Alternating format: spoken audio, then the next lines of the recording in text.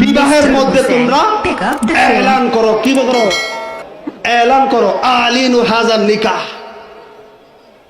আমি বলতেছি না তো, কিতাবে কয়। এলাকাবাসী আসেন, যদি মিথ্যা বলি ভুল বলি ধরেন। কিতাবের নাম হচ্ছে মেশকাত শরীফ, 272 পৃষ্ঠা, হাদিস নম্বর হচ্ছে 3152। প্রথম হাদিসটা হযরতে আয়েশা সিদ্দিকা রাদিয়াল্লাহু তাআলা আনহা হইতে। হযরতে আয়েশা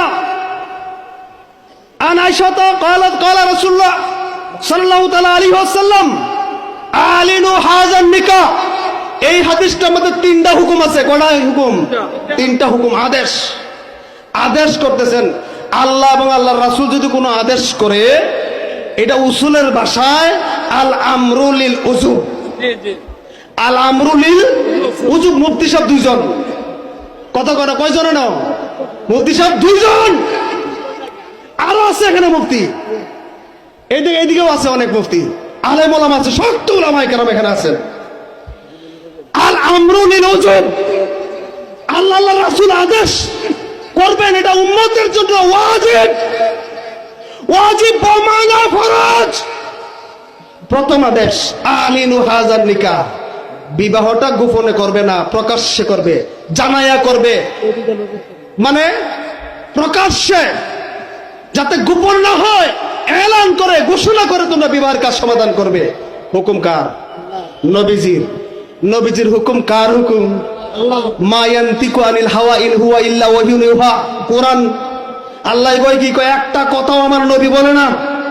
বলেন না, কয় একটা কথাও নবীজি বলেন না, যতক্ষণ না আল্লাহ না বলেন। আল্লাহ যতক্ষণ পর্যন্ত না বলেন ততক্ষণ পর্যন্ত নবীজি একটা কথাও বলেন না। এই যে হাদিস, নবীজির জবান কথা কার? নবীজির জবান কথা আল্লাহ। আলিনু হাযান নিকাহ, এক নম্বর আদেশ, বিবাহকে প্রকাশ্যে ঘোষণার মাধ্যমে আদায় করো। দুই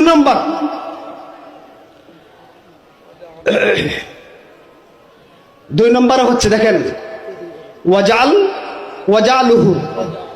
এটাকে আমার ভুল ধরছিল আলাউদ্দিন নামে জিলাপি সাহেব, আমারে ভুল ধরছিল, আমি এটা ভুল করছি, কিন্তু আমারে ভুল ধরতে গিয়ে সে নিজে ভুল করে ফেলছে। আহা, কি ফসা মার্কা ব্রেন দেখছেন।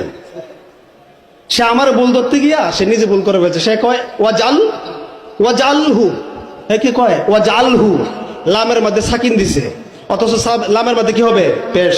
জমা মুজাক্কার হাজার আমরে হাজার মারুফের সিগা, লামের মধ্যে পেশ হবে আলাউদ্দিন জিহাদি।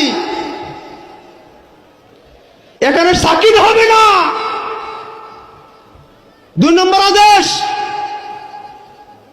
ওয়াজালহু ফিল মাসাজিদে, বিবাহের কাজ যে কোনো জায়গায় হবে না, বিবাহের কাজ সমাধান করতে হবে মসজিদে। ইজাব এবং কবুলের কাজটা কোথায় করতে হবে? মসজিদে। সুতরাং মসজিদে বিবাহ করানোটা সুন্নাত। কথা কয় নাকি? সুন্নাত। এবং বিবাহের মধ্যে খুতবাও থাকতে হবে, খুতবাটাও সুন্নাত, অন্য হাদিস দ্বারা প্রমাণ আছে।